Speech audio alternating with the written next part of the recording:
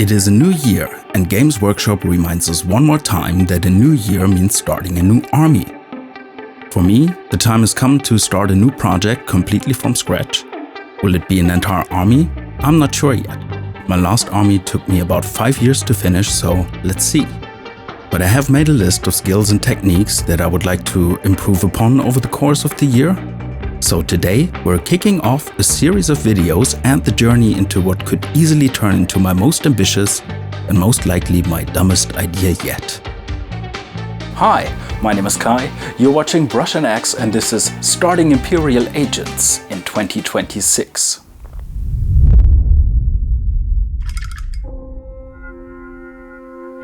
Now before you switch off, hear me out. I know that the Deathwatch can be a polarizing topic, especially in recent years. In 8th edition, they still had their own dedicated codex, and in 10th, they showed up as little more than a sidekick in the Imperial Agents codex. Though recently, Games Workshop released the new Deathwatch kill team. But rather than getting put off by this, I think that from a painting and building perspective, the Imperial Agents, as they are today, actually have a lot of variety and interesting models to paint. But I'm mostly looking forward to start with some Deathwatch Marines. I'm planning to build an entire watch company, so a total of 4 Deathwatch kill teams, 2 of which I will be kitbashing as Primaris Deathwatch Veterans, say that 3 times, and 2 of them based on the new Aquila kill team. And of course, since I decided that I want them to be the 3rd company, I will be topping everything off with Watch Captain Artemis. For this project, I had picked up a second-hand Deathwatch lot on eBay. The package arrived well, so it's time to get started. Checking if we got what we paid for, we have a couple of different models in rather poor condition and mostly pre-painted, and also a couple of pre-primed sprues with Deathwatch veteran bits. I was particularly looking forward to the shields, which I find are hard to come by these days. The models were in a rather poor condition overall, so disassembly started immediately and without much force. That's totally fine because I'm planning to pick them apart as much as possible anyways. I start out by sorting the bits, getting a jar with isopropyl alcohol, and drop in all the models for cleanup and paint stripping. I usually let these glasses sit for about 24 to 48 hours and then rinse everything with warm water and an old toothbrush. It should help to get most of the regular acrylic paints off. Before we continue, a bit of cleanup, a bit more ISO in the jar so everything is covered, close the lid, shake and put it to the side. Next, I'm clipping out all the bits from the sprues as I find it easier to store them this way, and also drop everything into a jar. Same isopropyl, seal the lid, clean up, shake, and also put it to the side. After doing this, we're left with a nice stash of different bits and a couple of somewhat cleaned up models.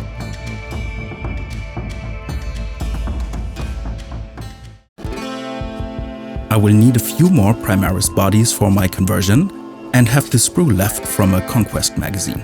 So I'm grabbing some Intercessor bodies from this and some from an Infernus Marine squad from the recent Combat Patrol magazine. For conversions, I generally start to glue the body parts together first.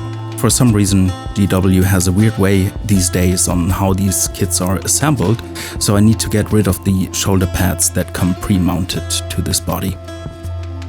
For this, I'm using a fine hobby saw to cut off the left and right shoulder pads, as well as a hobby knife in certain areas that are harder to reach.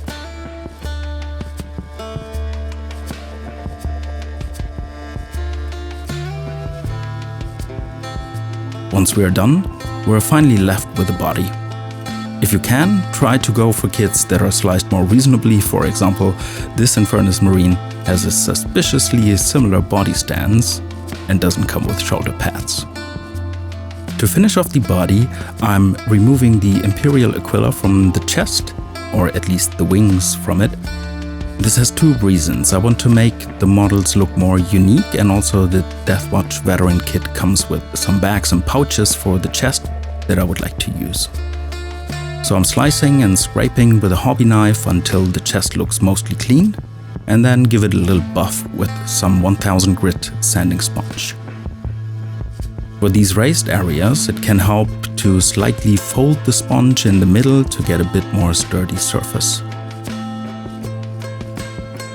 Lastly, I'm giving the chest a thin coat of Tamiya Extra Thin. This plastic glue will slightly melt the plastic and hopefully help to get a cleaner and more even surface.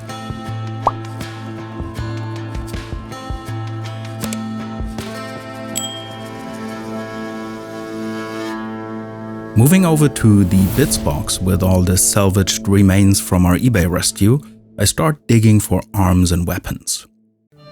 I thought a lot about whether I should do sub-assemblies or how many. For this project, I decided to do some sub-assemblies, but not everything down to every little detail. I'm following the approach that if I can't reach it with a brush, it probably won't be visible enough to be worth painting. And obviously, these are no golden demon pieces, so let's see how this goes and whether I will regret it later or not. The Deathwatch Veterans have these small scanner devices on their backpacks. I don't know what they're called, but if anyone knows, please feel free to let me know in the comments. I noticed that they're always pointing straight forwards, but I felt it would make more sense if they were pointing into the rough direction that the model was facing. So I first glued on one of the regular Primaris backpacks and then started looking for a matching hat and test the position. After dry fitting, I glued on the hat, and now it's time to start clipping off and pinning the tiny scanner device. A simple cut with the hobby knife, making sure the bit doesn't go flying and end up belonging to the floor until the end of days. Then using a pin vise to drill a hole in the bottom and using super glue to attach a piece of a paper clip. Next, I drill the counter hole on the Primaris backpack, trying to make sure I find a reasonable position. Again, some dry fitting before I move on to super glue to fully attach it and get it in the desired position.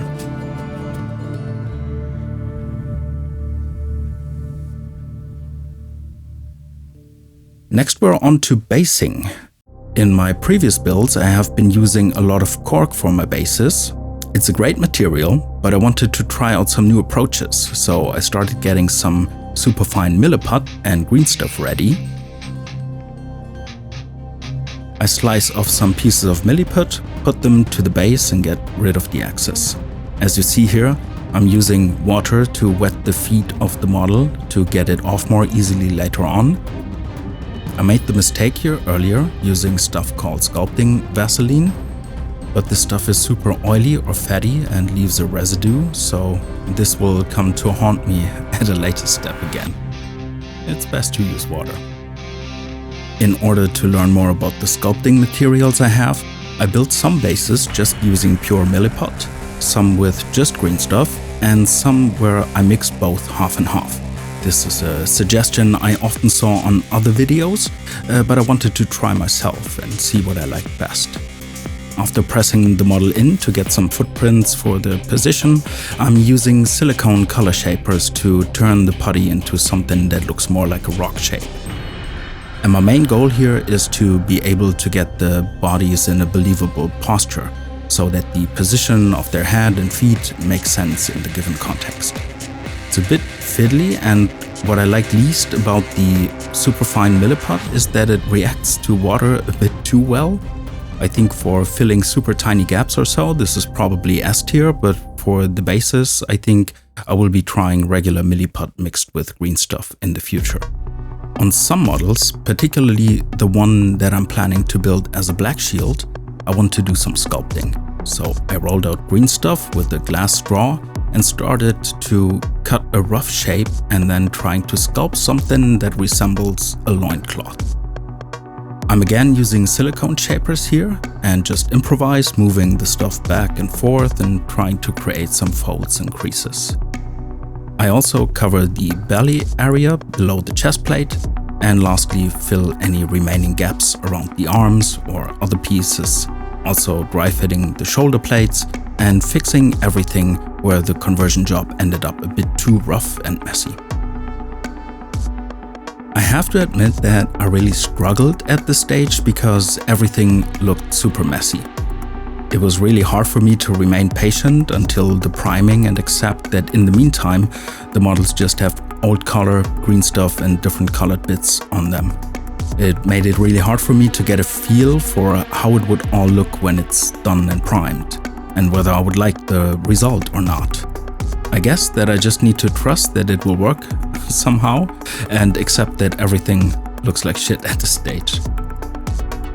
On the next day, the bases were dry, so I reviewed the results and made a few more tweaks with a hobby knife to give the rocks a few more hard and sharp corners. Always checking to not take off too much. To see how it all comes together, I used some blue tack for the temporary assembly, attaching all models to their bases and also attaching shoulder pads and any of the few sub-assemblies that I did use in the end. Mostly the shoulder pads to not obscure the faces that are pointing sideways during painting, and sometimes also the backpacks on models with a cloak or the shields. So after a lot of chopping, gluing and building, let's have a look at how the two squads are coming along so far.